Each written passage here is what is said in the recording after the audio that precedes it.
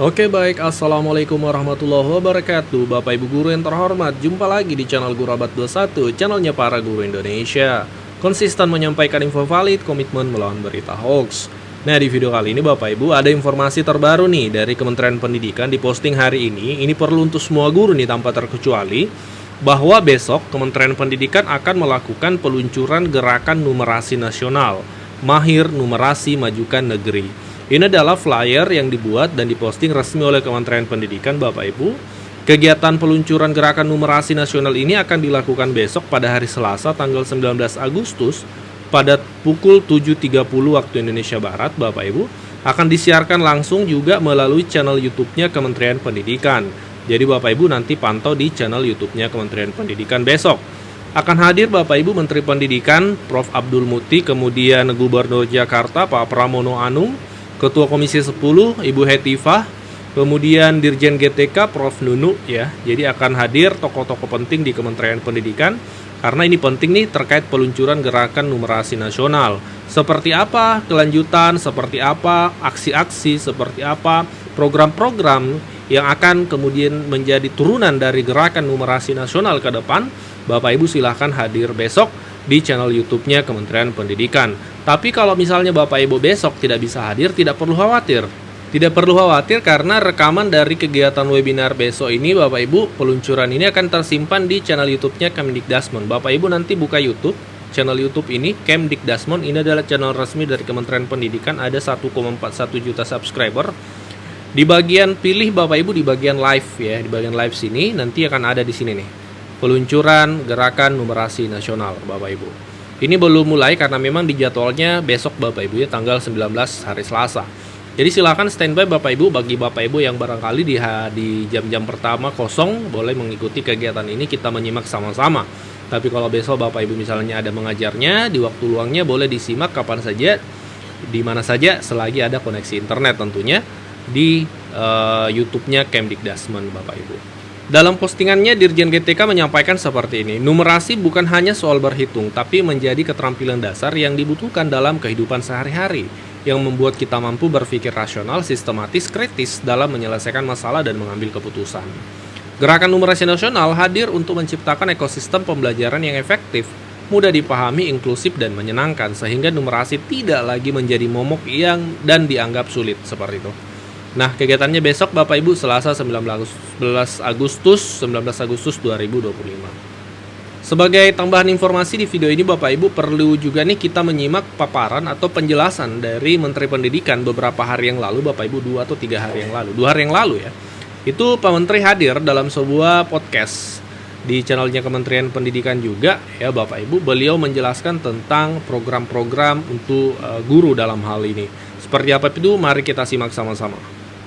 Karena itu kita berusaha untuk memberikan perhatian yang serius kepada guru. Dan ada 3 program utama kami yang juga sudah berjalan. Pertama adalah upaya meningkatkan sertifikasi guru melalui PPG. Insya Allah pada tahun ini PPG akan tuntas karena ada 806.000 peserta PPG tahun ini. Sehingga kami berharap pada tahun ini guru-guru itu sudah ya 95% lah gitu bisa mengikuti PPG, yang dengan itu dia bisa mendapatkan sertifikasi, dan Pak Presiden sudah meningkatkan kesejahteraan guru dengan sertifikasi.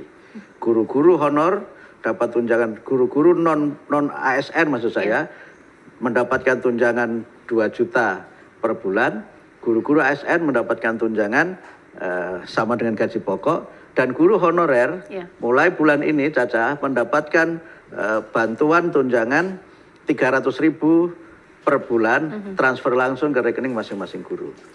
Nah, yang kedua adalah pemenuhan kualifikasi guru. Mulai tahun ini kita memberikan beasiswa untuk guru yang belum D4 dan S1 untuk mereka melanjutkan studi ke jenjang S1 dengan beasiswa dari kementerian 1 semester maksimal 3 juta. Tahun ini kita targetkan 12.500 guru untuk mengikuti program itu. Yang ketiga, peningkatan kompetensi guru melalui pelatihan-pelatihan. Sekarang kita sudah melakukan 4 pelatihan untuk guru. Pertama, pelatihan ke-BK-an. Ini nanti katanya dengan pendidikan karakter. Yang kedua, pelatihan untuk pembelajaran mendalam. Yang ketiga pelatihan coding dan kecerdasan artifisial. Kemudian yang keempat adalah pelatihan kepemimpinan. Ini terus kita lakukan karena sekali lagi guru adalah penentu dan bagi kami guru tidak sekedar sebagai agen pembelajaran atau agent of learning, tapi agen peradaban. Guru punya tugas utama untuk membentuk karakter utama bangsa Indonesia dan membangun peradaban bangsa. Nah yang berikutnya tentu kurikulum. Ini yang memang disorot oleh banyak pihak. Kurikulum itu kan konten. Tapi harus kita maknai bahwa kurikulum itu tidak sekedar seperangkat mata pelajaran yang disebut dengan written kurikulum.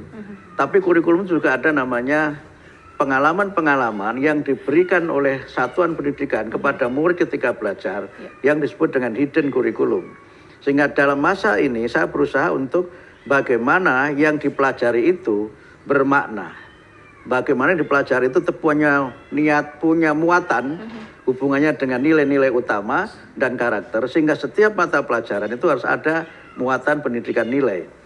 Ini yang saya kira penting saya tegaskan sehingga karena itu maka kami berusaha untuk semuanya bisa berjalan dan karena itu maka kurikulum coba kita berikan pembahasan khusus walaupun tentu saja jangan dipahami bahwa kurikulum itu hanya seperangkat mata pelajaran.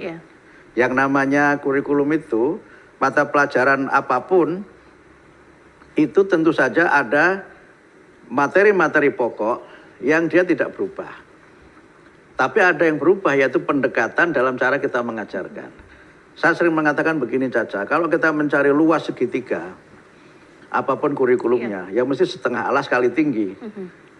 Tidak berarti kalau kemudian kurikulumnya diganti, mencari luas segitiganya, berubah rumusnya. Kalau kita bicara mengenai to be, ya she, ya mesti is dong. Tidak mungkin she are. Apapun kurikulumnya, seperti itu. Nah masyarakat ini kadang-kadang memahami, kalau kemudian ada yang berubah, seakan-akan hal yang pokok dalam ilmu itu berubah, itu tidak berubah. Tapi cara kita mengajarkan, itu memang harus berubah. Karena murid itu berubah, dunia berubah, tantangan berubah, konteks juga berubah. Dan karena itu berubah, maka memang ya harus kita lakukan perubahan-perubahan karena kurikulum bersifat dinamis. Tapi satu yang ingin saya tekankan adalah bahwa jangan dimaknai sekali lagi kurikulum itu hanya seperangkat mata pelajaran. Karena pengalaman-pengalaman yang diberikan dan dialami oleh murid ketika belajar itu semua punya pengaruh kuat dalam pembentukan kepribadian. Dari sinilah sebenarnya kita berusaha untuk bagaimana setiap yang dipelajari itu bermakna, setiap yang dipelajari itu punya dampak.